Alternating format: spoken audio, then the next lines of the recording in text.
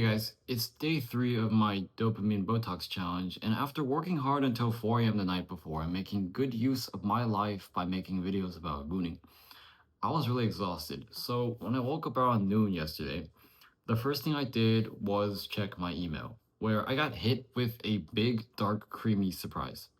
I found out that I had missed the deadline by 1 day for the university health insurance fee waiver, which meant that if I didn't want to use the university's health insurance plan, which one, they automatically enroll you in, and two, cost $2,429 per semester.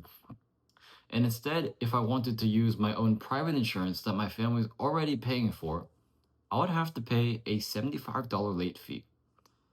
In fact, I was so stressed about having to pay this late fee that I had to watch Diary of a Wimpy Kid Dog Days a few more times that day, especially the scenes where Greg and Raleigh Jefferson are on a roller coaster screaming with their mouths wide open.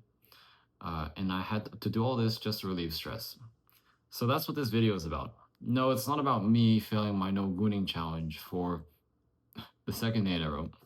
It's about just how unfair a lot of university policies are when it comes to student payments. Here's why I'm ticked off.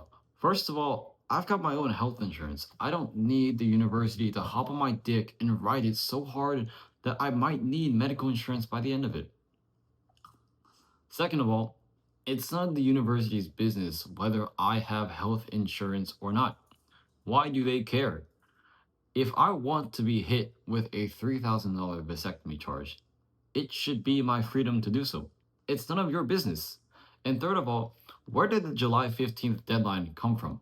School doesn't start for another 1.5 months. So if I don't tell you that I have my own private health insurance 1.5 months beforehand, then I get hit with a $75 late fee charge. You have to realize that 1.5 months before school starts, kids are either traveling, employed, or depressed.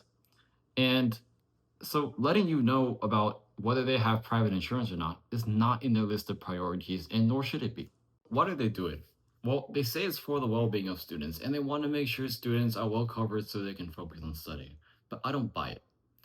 In America, in the land of freedom and democracy, where I technically have the legal ability to upload clips of myself failing my no gooning challenge onto countless platforms and websites coming soon, I apparently no longer have a choice when it comes to whether I want health insurance or not. And since California is liberal as fuck, I would say my body, my choice. You can't just charge me $5,000 for something I don't want, just like you can't force me to have a baby I don't want. If I don't want health insurance, especially not from your shitty school, then I shouldn't have to get it. But what makes this worse is the fact that a lot of these kids that you're forcing to drop $5,000 on for health insurance that they aren't even asking for, they are low income students. In fact, 26% of kids at UC Berkeley receive Pell Grant benefits, which means they come from low income backgrounds. That's more than 10,000 students. They can barely afford to comfortably shop at Trader Joe's, and you money raking, dick laundering, cock gobbling twats are making them drop $5,000 on something that they don't even want. Now, at this point, you might be thinking, but it's the school's plan, right? It's probably cheaper than some of the other options out there. And while that should be the case, unfortunately, that's also not true. According to Health Markets, the average monthly premium for an individual plan is around $477 per month. These are working class people. These are people who are employed with real jobs and real careers. Approximately 4 months, well, per semester, well, that's about $1,908. Compare that to UC Berkeley's plan of $2,429, and you'll realize that the university is making $500 more per student than private insurance companies who are actively, and they're not even hiding this, who are actively out to make a profit. If you still don't believe it's a scam, I'll bet my balls that Chancellor Rich Lyons himself does not use the university's health insurance plan. Another argument I've heard is that, well, after all, you are still getting insurance. But the problem is, yes, you are getting insurance, but isn't worth the amount of money that they charge. So let's do some math. Google tells us that 50% of all students at UC Berkeley are enrolled in the Berkeley Health Insurance Plan. With a student population of 41,572 students, which makes 50% of that, 20,786, not counting the part time students who might also be enrolled in the health insurance plan, multiplying 20,786 by 2,429 gives us $50,489,194 in revenue. These absolute goon slutting, anal munching, prolapsing hoodlums are making $50.5 million per semester off their shitty health insurance alone. My takeaway is just because it's some university offering this nice premium benefit or this service doesn't mean it's not an absolute fucking scam. Even being particularly nice, and you say, what if the health insurance coverage is really good? Yeah, that's probably why they charge so much. And, objectively speaking, it is good coverage. Okay. But that's where we run into another problem, which is unless you are just scheduling a very, very basic checkup, it's very, very hard to schedule appointments at the Tank Center, which is the University Health Center. So, a more personal story I'm going to tell you guys. It's I wear these contact lenses called ortho-K lenses, which basically means that you wear them at night, and then in the mornings you wake up and your vision is magically corrected, so you can go about your day and ruin it all over again. And about a month before school ended, one of my lenses broke. So I was in big trouble because within 2 days of me not wearing these contact lenses, my vision goes absolute shit down the drain. So I thought, okay, well, I'm not really worried, right? The Tang Center is right there, and I can just schedule an appointment, go, show up, and get new contact lenses. But when I checked the website, it showed that the slots for the next 3 weeks were all booked up.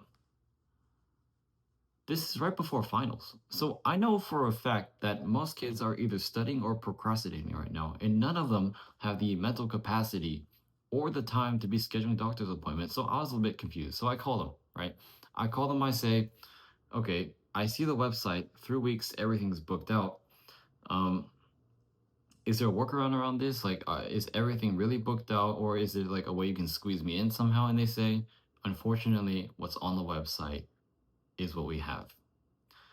So now I'm like, shit, I'm gonna have to figure things out myself.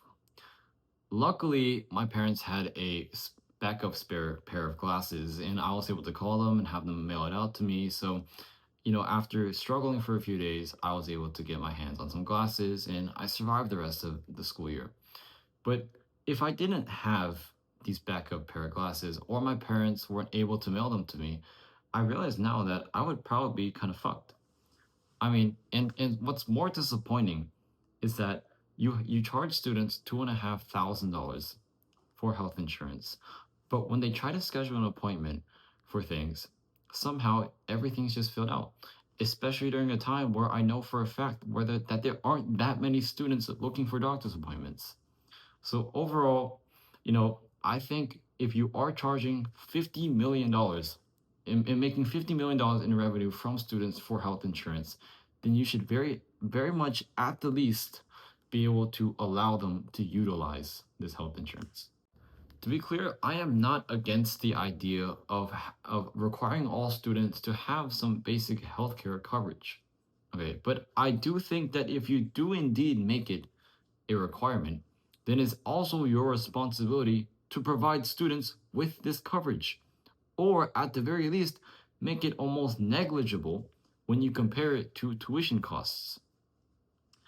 From tuition alone, and I'm not even going to talk about the insane student housing prices. In-state students at UC Berkeley pay $16,000 a year, while out-of-state students pay up to $50,000 a year. So, with a budget of $3.8 billion from UC Berkeley's official website, I think the university is more than capable of providing their students with much better and much cheaper healthcare alternatives.